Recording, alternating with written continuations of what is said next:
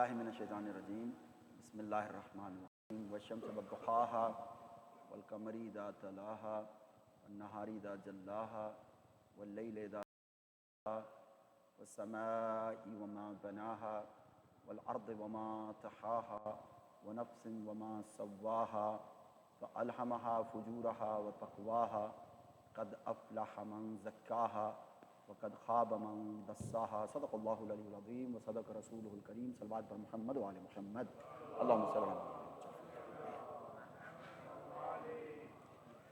آقا جان، عزیزان، برادران و خاران، خداوند متعال کا انتہائی شکر ہے کہ اس نے ہمیں یہ توفیق نصیب فرمائی ہے کہ ہم اس کی بارگاہ میں حاضر ہو سکیں۔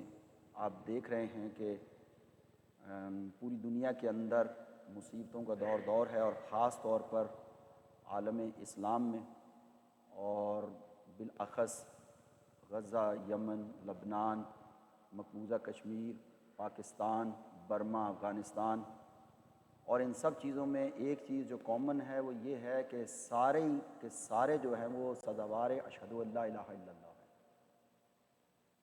سب مسلمان ہیں۔ اور جو سب سے بڑی چیز ہے، انشاءاللہ میں اپنے دوسرے خطبے میں عرض کروں گا کہ سب سے جو دگرگوں اور بری حالت ہے وہ مسلمانوں کی ہے۔ یقیناً اس میں دشمن قوتیں بھی کار فرما ہیں، اس میں کوئی شک نہیں ہے، لیکن آقا جان، دشمن قوتیں کچھ بھی نہیں کر سکتی اگر آپ کا اپنا امیون سسٹم اسٹرانگ ہو تو۔ یہ جو دوسری قوتیں ہم پر فتح پا لیتی ہیں، اس کی وجہ یہ نہیں کہ وہ بہت پاورفل ہیں، بلکہ یہ کہ ہم بہت ویک ہیں۔ آپ دیکھ لیجیے 200 سال تک ہم پر حکومت کی ہے، امریکہ کا بھٹھا بٹھایا ہے، ساؤتھ افریقہ کا بھٹھا بٹھایا ہے، اس کے بعد افریقہ کے بہت سارے ممالک کا جہاں بھی کہیں دولت کی سنف آتی ہے، ان کو سمیل آتی ہے، وہاں پر یہ موجود ہیں باقاعدہ حکومت کے طور پر۔ زمبابوے کا حال آپ کے سامنے ہے سب کا۔ لیکن ان کے پاس وہ کیا چیز ہے کہ یہ ہم پھر بھی کھنچ کر ان کی طرف جاتے ہیں یہ کیا چیز ہے ان کے پاس؟ اس کی وجہ یہ ہے کہ ہم نے دنیا کی حقیقت کو نہیں سمجھا ہے، اور دنیا ان کے پاس ہے۔ اگر ہم اپنا تعلق قرآن سے اور معصوم سے رکھیں تو قرآن اور معصوم ہمیں اس دنیا کی حقیقت بتاتے ہیں کہ یہ دنیا ایک شیڈو سے زیادہ نہیں ہے۔ لیکن آگے جانے اس وقت پاکستان دنیا کا شاید وہ واحد ملک ہے جہاں سے اکثریت وہ تارکین وطن ہیں جو وطن کو چھوڑ کر آئے ہیں۔ کیوں چھوڑ کر آئے ہیں؟ 99.9% فائنینشیل پرابلم، 1% اسائلم کے مسائل بھی ہیں، وہ بھی اپنی جگہ پر موجود ہیں۔ اور پھر یہی پاکستانی جب امریکہ یا یورپ میں آ کے رہتے ہیں تو یہاں آ کر اپنے آپ کا یہاں ملک میں ہونے پر بھی فخر کرتے ہیں، اپنے سگے بہن بھائیوں کے اوپر فخر کرتے ہیں۔ پوری زندگی وہاں اردو، پنجابی، پہاڑی بولتے رہتے ہیں، پھر جب یہاں سے واپس جاتے ہیں تو منہ گھما گھما کے انگریزی بولتے ہیں اپنے بہن بھائیوں۔ یہ حقیقی طور پر ایک غلامی کی علامت ہے جو ہو رہی ہے۔ شاہ جی خیر ہے ماشاءاللہ، صلوات پر محمد و آل محمد۔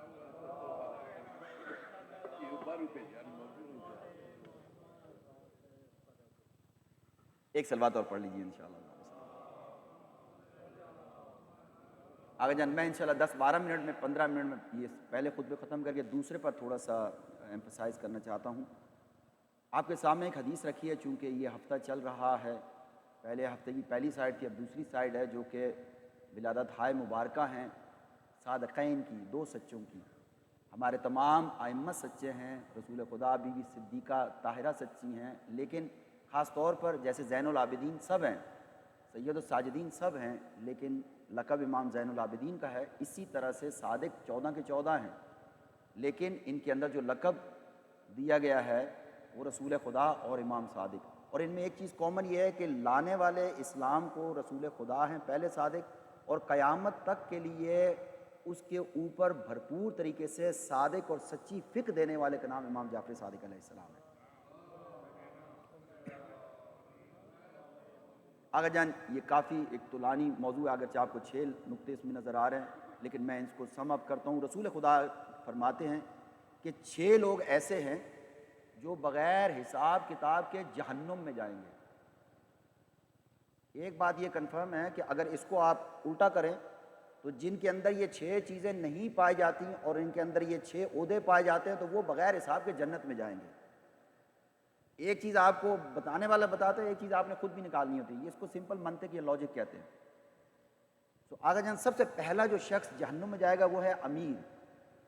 دین عربی زبان میں آیا ہے، اور ہمارے یہاں دین کی نافہمی کا ایک جو سب سے بڑا ریزن ہے، ان میں سے ایک ریزن چونکہ اردو زبان بذات خود 3-4 زبانوں کا مرکہ ہے۔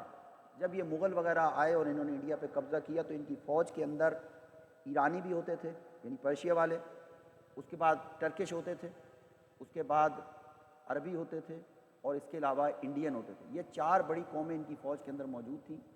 تو ان 4 قوموں کے آپس میں ملنے سے جو آپس میں ان کی گفتگو ہوتی تھی اور جس طریقے سے یہ آپس میں ایک دوسرے سے انٹریکٹ کرتے تھے، اس سے اردو زبان وجود میں آئی ہے، جس کو لشکری زبان کہا جاتا ہے، اور فارسی زبان میں اردو کہتے ہی میدان کو اس طرح سے۔ تو سنسکرت ہے، عربی ہے، فارسی ہے اور ٹرکش، ان 4 لینگویجز کا مرکہ، ان کا مجموعہ جو ہے وہ اردو ہے۔ اور بہت سارے لفظ جو ہیں وہ بولنے میں سیم ہے لیکن ان کا معنی بالکل علیحدہ۔ اب جیسے سب سے پہلا لفظ جو اردو پڑھ لیتے ہیں وہ ہے امیر۔ امیر ہمارے یہاں کس کو کہا جاتا ہے؟ متداول آدمی کو۔ متداول کس کو کہتے ہیں؟ جس کے پاس دولت کافی ہو۔ دولت بذات خود کیا ہے؟ ہم سے اگر کہیں کہ دولت کیا ہے تو دولت کا مطلب ہے پیسہ، لیکن پیسہ دولت کا مطلب ہے دولت عربی زبان میں دولت حکومت کو کہتے ہیں۔ اور اسی طرح سے یہ جو لفظ امیر ہے یہ رہبر کو، قائد کو، جیسے اس وقت ہمارے امیر کون ہیں اسلام کے اندر؟ رہبر معظم ہے۔ تو امیر وہ جو حکومت کرنے والا ہے۔ اب امیر کے نام کے اوپر وزیر اعظم موجود ہیں، اس کے بعد پریزیڈنٹ موجود ہیں، کہیں گورنر راج ہے، کہیں کوئی ڈکٹیٹرشپ ہے، سب کچھ ہے، وہ سب امیر کے ذمہ میں آتے ہیں۔ امیر اپنے ظلم کی وجہ سے بغیر کسی پوچھ گچھ کے سیدھا جہنم میں جا، تیرا کوئی یہ کام نہیں ہے۔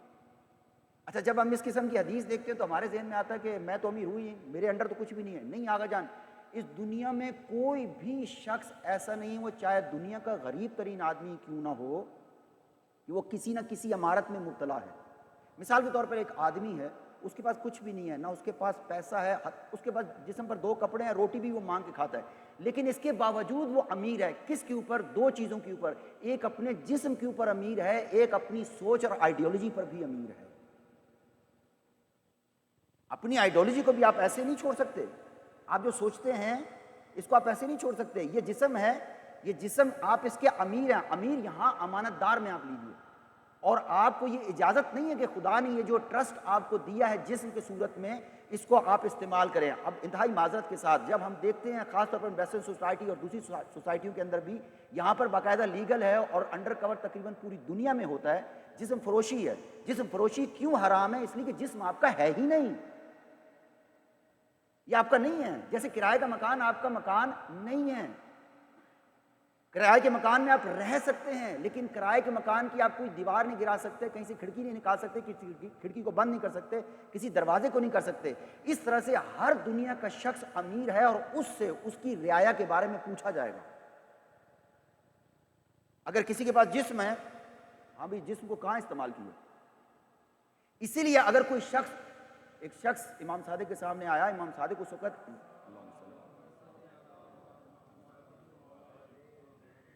امام صادق اس وقت زنا کاری کی تباہ کاریاں بتا رہے تھے کہ زنا کیسے ہو، کتنا تباہ کار چیز ہے۔ وہ اٹھا، اس نے کہا یا فرزند رسول، میں نے کبھی زندگی میں زنا نہیں کیا۔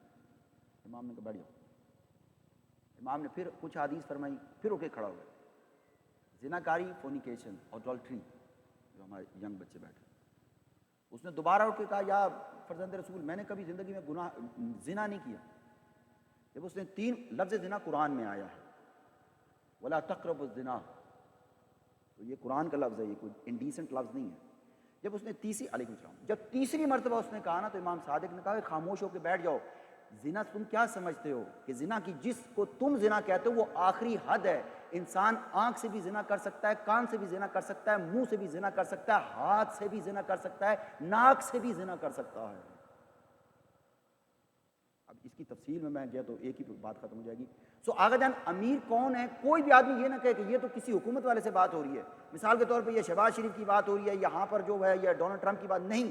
ہر شخص اپنے ایک رعایا رکھتا ہے، اور اس کی کم سے کم رعایا اس کی اپنی سوچ ہے، اس کی کم سے کم رعایا. جسم بھی ہو سکتا ہے کسی کا غلام ہو, ممکن ہے کہ پہلے سلیوری چلتی رہی ہے, ممکن ہے کہ کوئی شخص سلیو ہو اور سلیو ہونے کی وجہ سے اس کے جسم کے اوپر اس کے مالک کا حق ہو, لیکن اس کے اندر بھی جب سلیوری موجود تھی پھر بھی سب سے بڑی جو چیز تھی وہ اپنے جسم کو ناجائز طور پر استعمال کرنے کے لیے اپنے مالک کو نہیں دے سکتا, نہیں دے سکتا. تو آگا جان اگر کسی کے پاس جسم ہے وہ بھی کسی کا غلام ہے, لیکن سوچ کبھی کسی کی غلام نہیں ہوتی. دنیا کے بادشاہ جتنے بھی ہیں, چاہے وزیر اعظم ہوں, پریزیڈنٹ ہو, پرائم منسٹر ہوں, یہ لوگوں کے جسموں پر تو حکومت کر سکتے ہیں, لیکن دلوں کے اوپر راج فقط چہاردہ معصومین کا ہے. آپ دیکھ لیں جو بھی چہاردہ معصومین سے محبت رکھتا ہے اس کی محبت انکنڈیشنل ہے. دوسری چیز, عرب اپنے تعصب کی وجہ سے جہنم میں جائیں گے. تعصب, ریسزم, بائسنس. یہ عرب کون ہے سر؟ اچھا جب عرب کی بات آتی ہے نا تو ہم سمجھتے ہیں کہ رسول خدا, پنجاب والے سمجھتے ہیں رسول خدا پنجابی تھے, سندھ والے سمجھتے ہیں رسول خدا سندھی تھے, کراچی والے سمجھتے ہیں رسول خدا اردو بولنے والے تھے, اور اسی طرح سے جرمن سمجھتے ہیں رسول خدا جرمن تھے. نہیں, رسول خدا عربی تھے اپنی بات کے حساب سے. لیکن یہاں رسول خدا کیا کہہ رہے ہیں کہ عرب اپنے تعصب کی وجہ سے, یعنی رسول کی اتنی قربت ہونے کے باوجود اگر کسی کے اندر بائسنس موجود ہے تو وہ رسول خدا کی محفل میں بیٹھنے والا کتنا قریبی صحابی ہی کیوں نہ ہو, اپنی بائسنس تعصب کی وجہ سے وہ جہنم میں جائے گا بغیر حساب کتاب. رسول کے پاس بیٹھنے والا تو جہنم میں جائے, تو جو 1400 سال بعد رسول خدا کے آئے اور آ کر تعصب کرے اس کا کیا ہوگا؟ سوچنے کی بات ہے. تیسرا کیا ہے؟ زمیندار, تکبر کی وجہ سے. زمیندار, اب آگا جان ہمارے لیے تو سب سے بڑا جو بڑی اگزامپل ہے وہ پاکستان ہے. آپ دیکھیں, اور یہ ہر قسم کی اس وقت جتنی بھی برائیاں اگر آپ قرآن پڑھیں, جو جن مصیبتوں کے اندر بنی اسرائیل مبتلا تھے ان سب کی اگزامپل پاکستان میں آپ کو بالفعل عمل کے اندر نظر آتی ہیں.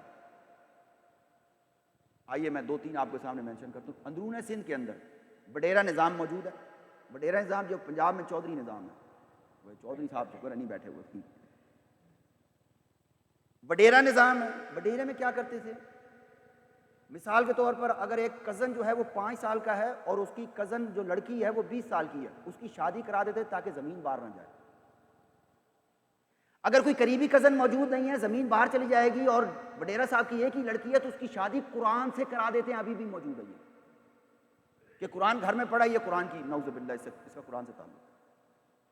پھر اس کے بعد جو ادھر وہ مزارے موجود ہیں, مزارے کیا کرتے ہیں, ان مزاروں کو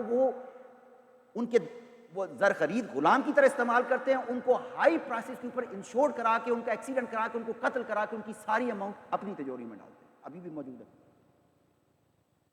یہ پاکستان کے اندر میں کہیں اور کی بات نہیں کرتا. تو خدا کے رسول کیا فرماتے ہیں؟ زمیندار اپنے تکبر کی وجہ سے. اگر عزت سب کی برابر ہے. یہ جو تقسیم ہے, کسی کو راجہ صاحب کہا جا رہا ہے, کسی کو بلک صاحب کہا جا رہا ہے, کسی کو چیمہ صاحب کہا جا رہا ہے, کسی کو چٹھا صاحب کہا جا رہا ہے, کسی کو میراثی یا چوڑا کہا جا رہا ہے, یہ ساری تقسیم فقط اور فقط جہالت کی تقسیم ہے. اس کا دین سے قطعاً کوئی تعلق نہیں.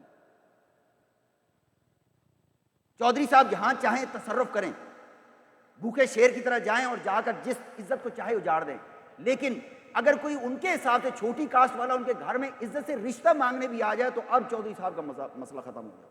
ختم. کیسے اس کا ہو گیا؟ یہ تکبر ہے.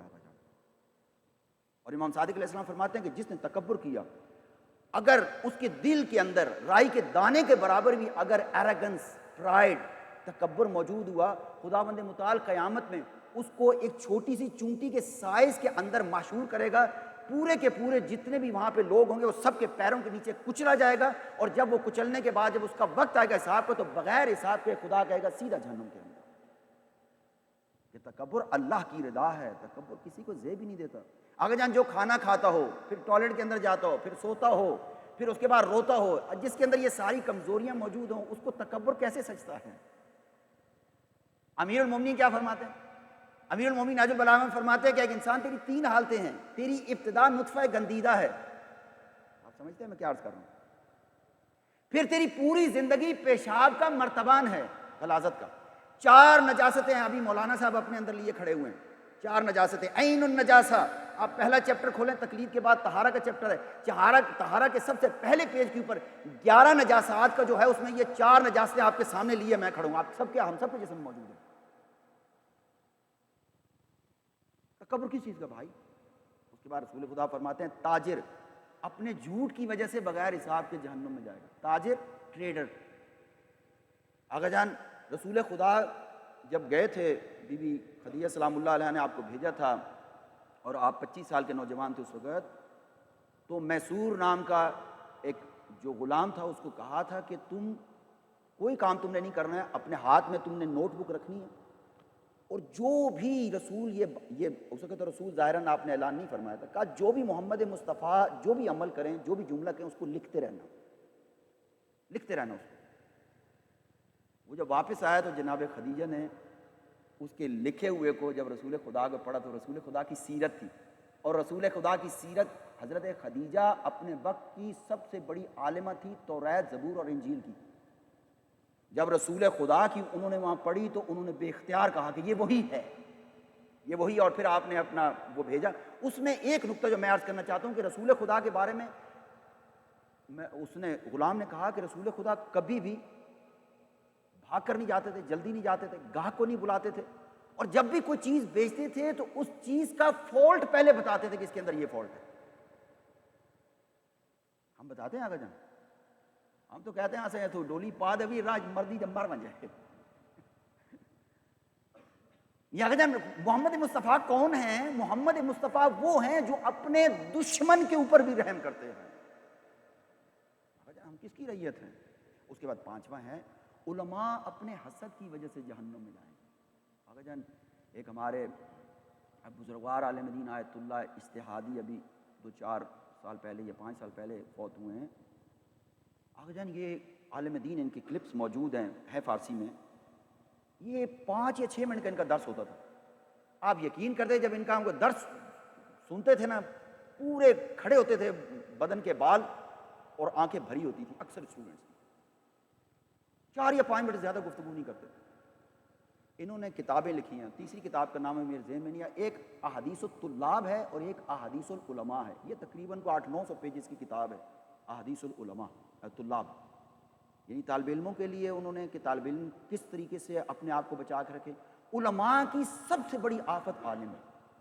ہمارے استاد ایک بڑا پیارا جملہ کہتے کبھی 2 کام اپنی زندگی میں نہیں کرتے. میں نے کہا سرکار 10 کیڑے؟ فرماتے ہیں کبھی کسی خاتون کی تعریف خاتون کے سامنے نہیں کرنا، اور کبھی کسی مولوی کی تعریف مولوی کے ساتھ نہیں کرنا. آگے جان آپ کر کے دیکھ لیں، جل کے رہ جاتے ہیں. ارے انہوں نے کیا کر دیا، ان کو آپ کو پتہ نہیں ہے، ہم جانتے ہیں، انہیں ہمارے ساتھ پڑھتے رہے.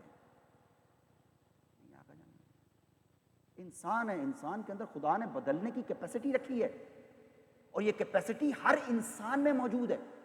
اگر جن ہمارے سامنے اگر میں اگزامپل دوں تو ایسے لوگوں کی اگزامپل دینے بھی چاہیے. مثال کے طور پہ یہاں انگلینڈ میں ہوتا تھا، غالباً آئرش تھے، کیٹ سٹیون کے نام سے، یوسف اسلام میرے خیال اب ان کا نام ہے، بے شک سنی ہوں جو بھی ہوں، لیکن آگے جن کیٹ سٹیون کو اگر آپ دیکھیں، جب میں آیا تھا اس وقت شاید وہ ادھیڑ، بلکہ اس وقت مسلمان ہو چکے تھے جب یہاں آیا تھا 93 میں.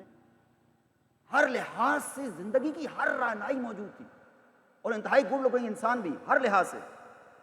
لیکن جب حقیقت سمجھ آئی، خود ان کا ایک جملہ ہے، میں نے ان کا انٹرویو دیکھا تھا، خدا سلامت رکھے ان کو، ان کا انٹرویو دیکھا تھا میں نے، میرے خیال ہے mid-90s میں BBC کے اوپر. اس میں اس سے پوچھا why did you become Muslim?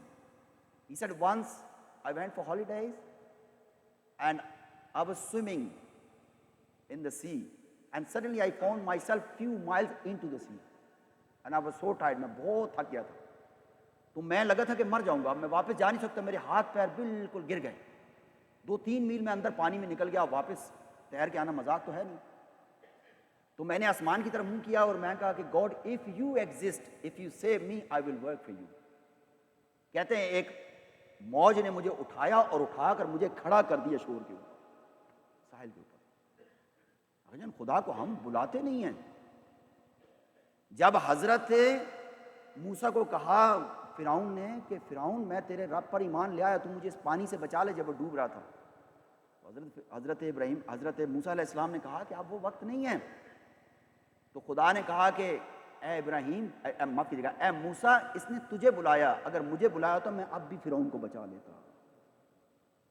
خدا ہمارا بہت کریم ہے، کبھی بھی مایوسی کو کبھی اپنے قریب نہ آنے دیں، کبھی مایوسی کو اپنے قریب نہ آنے دیں. خدا اتنا کریم ہے، اتنا کریم ہے کہ اگر کوئی انسان اتنے گناہ لے کر جائے کہ پوری دنیا اس کے گناہوں سے بھر جائے، لیکن اس خدا کا ایک کن اس کے ہر گناہ کو ریموو کر سکتا ہے۔ اپنے خدا سے امید رکھے۔ رسول خدا فرماتے ہیں جیسا تم اپنے اللہ کے بارے میں گمان رکھتے ہو تمہارا رب ویسا ہی ہے تمہارے لیے۔ آیت اللہ جوادی عاملی کا ایک بڑا خوبصورت جملہ ہے، وہ فرماتے ہیں کہ قیامت کے دن، میں انشاءاللہ ایک رہ گیا بس، قیامت کے دن ایک شخص آئے گا کہ جس کے اوپر جہنم واجب ہو چکی ہوگی، جیسی وہ آگے آئے گا تو خدا کی طرف سے اس کو آواز آئے گی، اے بندہ ہے گناہ گار، تو نے یہ کام کیوں کیا؟ تو وہ سر ایک دفعہ نیچے جھکائے گا اور سر جھکانے کے بعد غصے سے کھڑا ہو جائے گا خدا کے سامنے، اور پھر مڑ کر ایسے کہے گا کہ خدایا میں نے تو گناہ کی ہے، تو نے بخشش والا رب ہونے کے باوجود مجھے بخشا کیوں نہیں ہے؟ خداوند متعال کی طرف سے واضح اس کو سیدھا جنت کے اندر لے جائے۔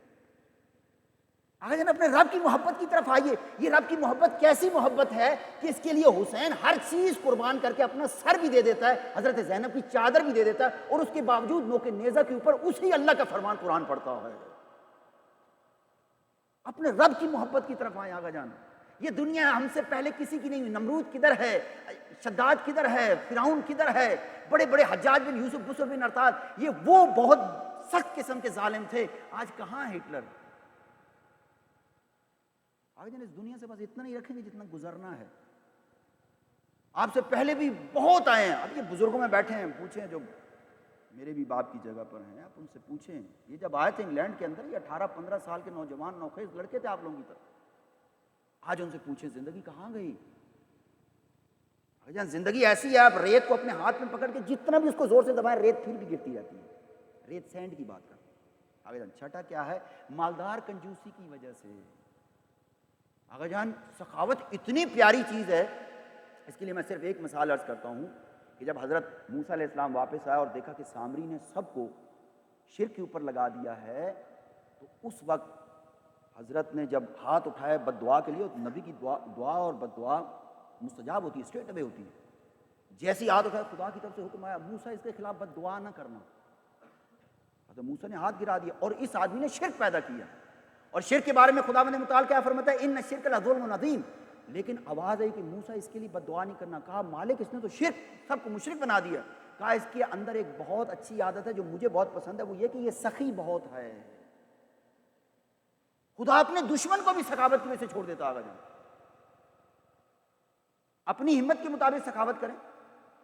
آگے جان اگر آپ کے پاس 2 روٹیاں ہیں، اس میں سے ایک کوارٹر نکالیں، روٹی میں سے 8 کوارٹر بنتے ہیں نا، ایک کوارٹر نکال لیں۔ خاص طور پہ اس ملک کے اندر اب تو موسم بدل گیا ہے، لیکن اس میں اس کے چھوٹے چھوٹے ٹکڑے میں بیک گارڈن میں پھینک دیں، آپ کے سامنے اس کو برڈز کھائیں۔ یہ جو صدقہ آپ نے کیا یہ کئی صدقوں سے افضل ہے۔ آگا جان مانگنے والا کوئی بھی ہو، کافر ہی کیوں نہ ہو، یہودی ہو، کرسچن ہو، ہندو ہو، سکھ ہو، اگر ضرورت مند ہے تو اس ضرورت مند کی ضرورت پوری کرنا مسلمان پر، مومن پر واجب ہے اپنی ہمت کے مطابق۔ اعوذ باللہ من الشیطان الرجیم، بسم اللہ الرحمن الرحیم، لا حول ولا قوة الا باللہ العلی العظیم، وصلی اللہ علی محمد وآلہ الطیبین الطاہرین المعصومین المنتخبین المنتجبین المظلومین۔ بسم اللہ الرحمن الرحیم، والعصر ان الانسان لفی خسر الا الذین آمنوا وعملوا الصالحات وتواصوا بالحق وتواصوا بالصبر۔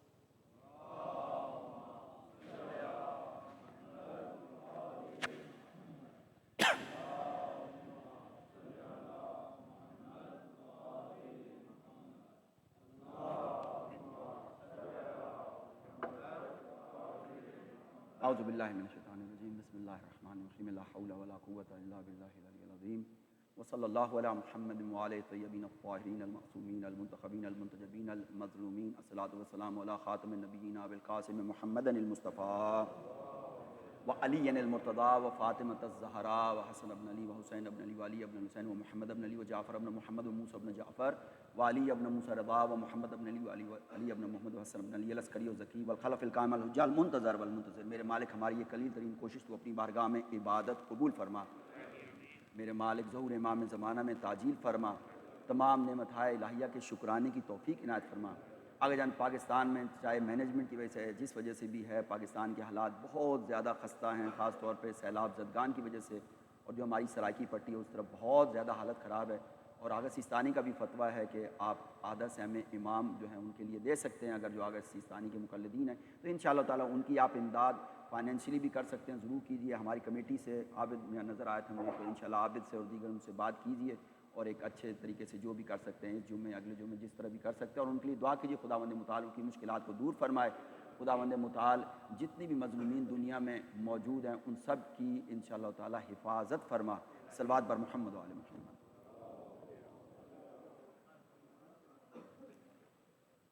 Inshallah ta'ala, if you please bear with me for about 15 to maybe 20 minutes, I just want to show you few of the slides according to this hadith of the Holy Prophet, where قال رسول الله صلى الله عليه وآله وسلم اطلب العلم من المهدي إلى اللحد. Seek knowledge from the cradle to the grave, or from the lap of your mother to the lap of the grave. We have two laps, starting with mother's lap and we are finishing in the lap of the grave.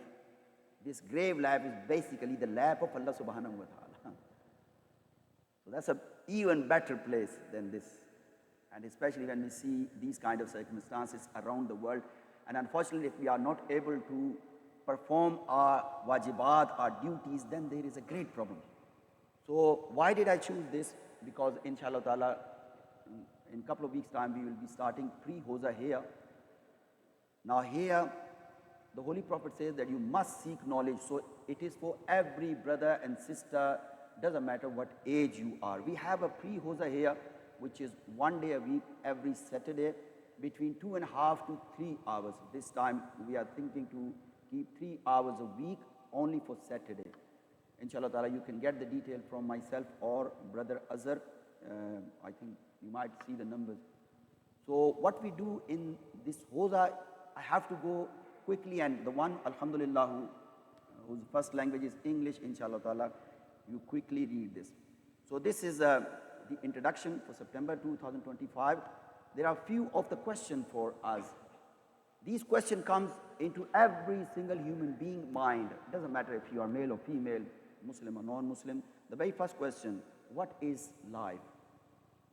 Most of us, when we have these problems like depression, tension, anxiety, or things like that, if we have psychological problems, that behind this, that we don't know these questions. First of the question is, what is life? Number two, who am I? People say that I'm the son of such and such couple, but who am actually I? Who am I? The third question is, why am I here? What's the purpose of my life? Most of the time, especially in the Western society, you see that there are people, they are millionaire, billionaire, but they take their own life. They commit suicide. Why? Because there are lack of these answers. The fourth question is the universe real? Because if you look deeply into this earth, this whole system, it's like a shadow. Some of the elders sitting here, if they are 70 plus, if you ask them that, what about your 70 years? If you are 18, 20 years of age, they are 4 times of your life. Ask them, how did you pass this time? They're going to say it's like a dream. So, is the universe real? What is reality? There is one of the hadith of Amir al-Mu'mineen. This is called Hadithul Haqiqah. And one of the alim, Mullah Mohsin Faiz Kashani, he was the son-in-law of Mullah Sadra. And he explained this little hadith, which is only 4 or 5 lines, from Imam Ali alayhi salam to Kumail ibn Ziyad al-Nakha'i. Kumail is the same person with Dua Kumail. And this book is, I think, contains over 600 to 700 pages, a huge book. But it is not easy to understand. But there he only asked, Ya Mawla, Ya Sayyidi, Mal Haqiqa, oh my master, what is reality? And Imam alayhi salam first, he said, don't talk to me about reality. What you have got to do with reality? But then he said that, am I not your close one? And then Imam alayhi salam, he gave him only 5 or 6 lines. And then Mullah Faiz Kashani, he was in late 11th century, Islamic century. He explained this. So what is reality? This is one of a question. What am I living for? What's the purpose of my life? Again, at the moment, society we are living in, the purpose of my life is to come into this world, bring few people in, and die. Nothing more. In between, I've got little stops. Namaz, Roza, Hajj, Zakat, Azadari, Matamdari, and that's it. What is the outcome of it? Why am I here? Why the day I was born and the day I die, in between this span, this life, this time, why this was given to me? Why? The next question is, what is good to do? Who's going to decide what is right, what is wrong? Because in Muslim society, you can't look into non-mahram's eyes. You can't gaze to a non-mahram. But in this society, you have to shake hands. So who's going to decide what is right, what is wrong? If we say everything is done by the intellect, that intellect, there are so many traditions in the Western society which are not acceptable in Islam. So who's going to tell us? Okay. The last one, how should I live life meaningfully? What is the way to live the life? Agajan, to get the answer for these, inshallah, I'm going to go quickly. Say loud salawat, please.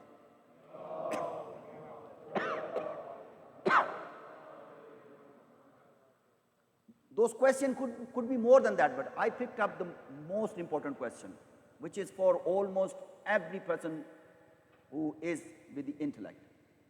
Now, to get the answer for these questions, we have this one ladder to climb on. The very first thing is al-ilm, the knowledge. Knowledge, what is knowledge? Knowledge is a bundle of information. Information could be good, information could be bad.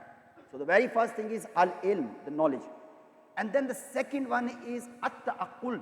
At-ta'aqqul means intellectualization, pondering, thinking. Because whatever we hear, we have 5 doors for knowledge. These 5 senses, the seeing, the smelling, the tasting, the touching, the hearing power. These 5 powers give us the knowledge. But the knowledge I've got, is this the knowledge which I really need? What is a human being? What are the values of a human being? Aqdar-e insani kya hai?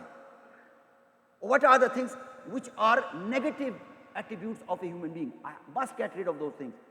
Then the third thing is a deep thinking, which is called contemplation or at-tafakkur. There is another word in the Quran. These all words are from the Quran. The other word from the Quran is at-tadabbur. Dabbara yudabburu. That means go into the depth, go into the past and see the origin of that thing. If you are looking into a word, into a sentence, into a personality, go into the starting point of that. That is called contemplation, at-tafakkur. Now, you had bundle of information, you have done all the analyzation, and the third one, you went deep into it, and whatever you understood, alhamdulillah, whatever is in your mind, you can see the external things as it's in your mind. So the fourth thing come into your mind, or you gain, that is al-iman. Now you have iman. Now when you have iman or faith, Imam Ali alayhi salam says in Nahjul Balagha, iman is nothing without action. Iman is nothing without action. And Imam alayhi salam says, there are so many ulamas, they learn a lot, but they do not bring into practice. They speak like me to other people, but they do not bring into your own practice. That's why Allah subhanahu wa ta'ala just banished this knowledge from their heart.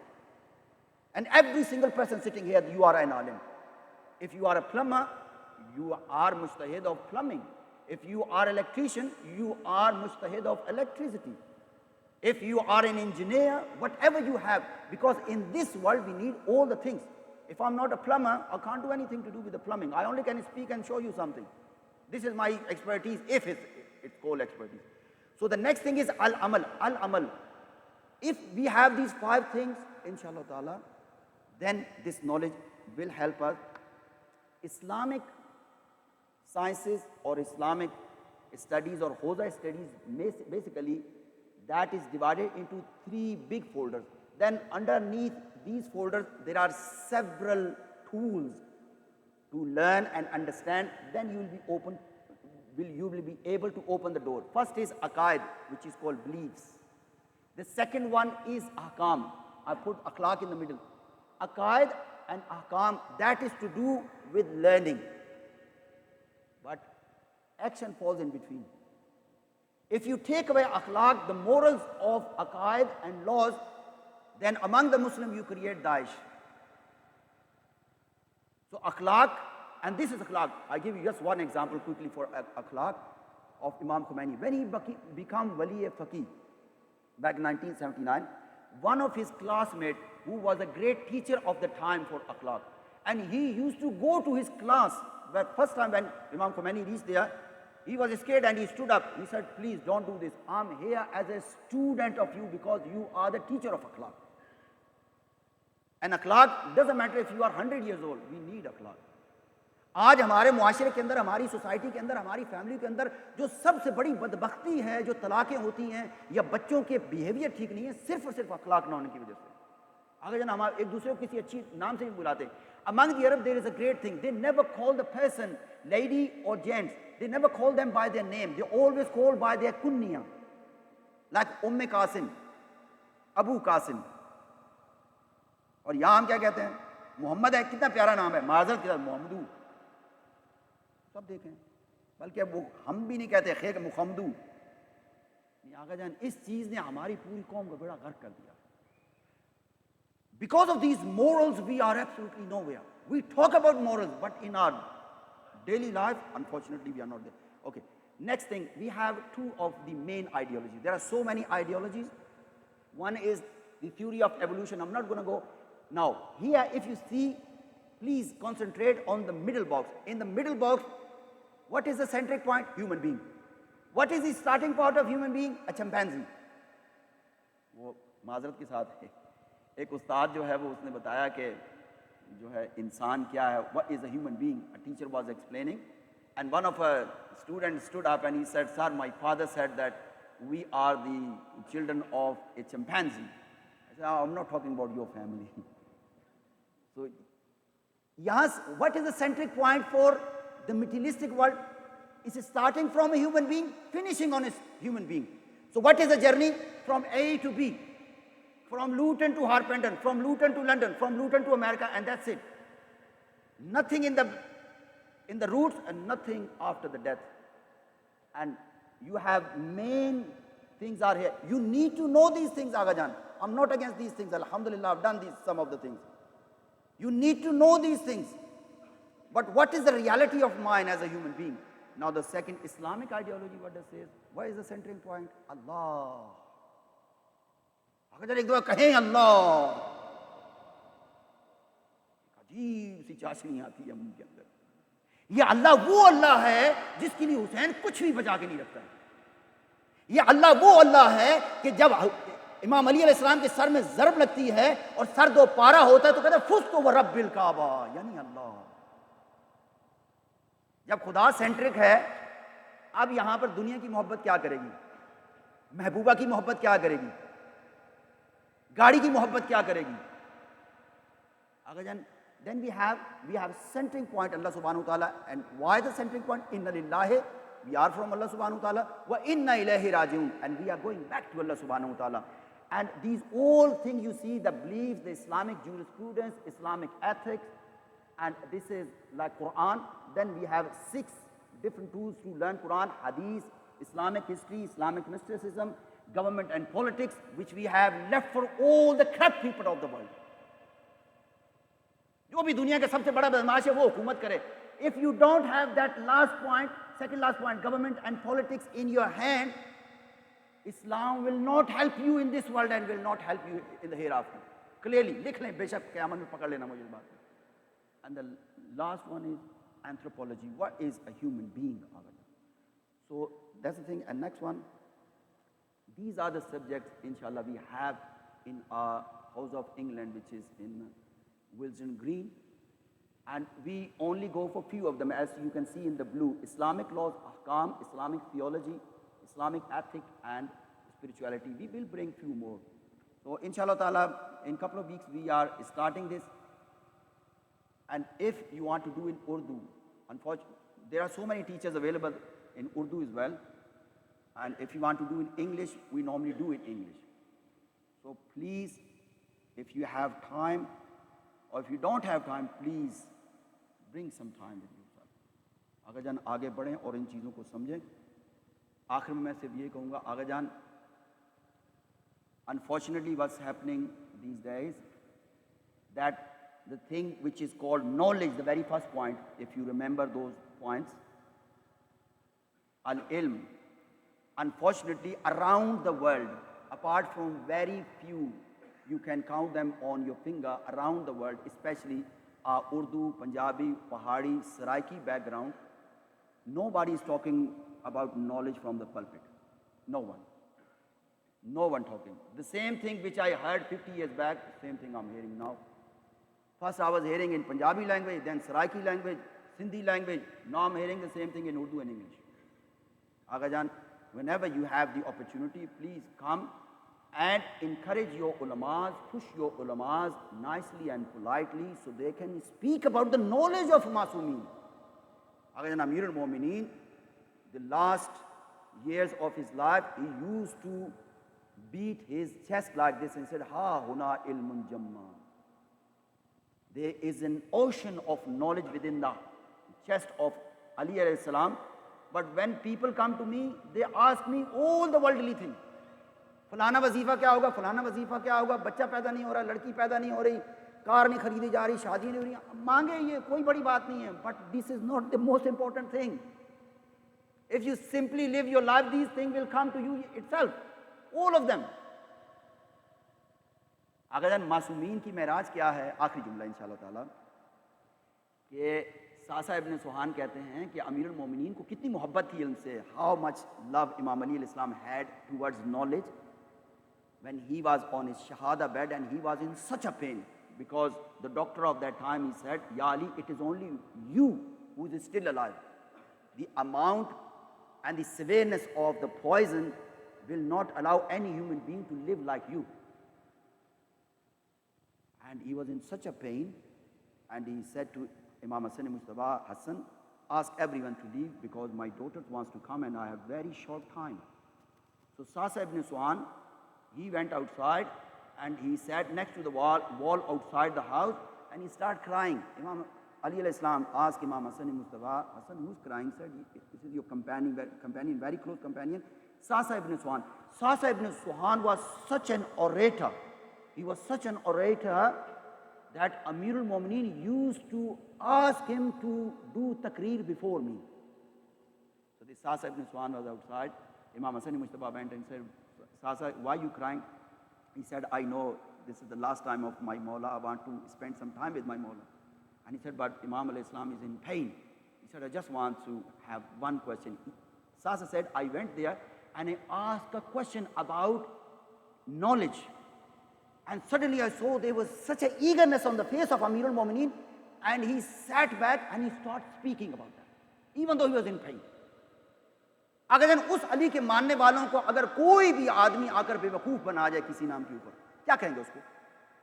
اگر سوچئے. اعوذ باللہ من الشیطان الرجیم, بسم اللہ الرحمن الرحیم, قل هو اللہ احد اللہ الصمد لم یلد ولم یولد ولم یکن له کفوا احد.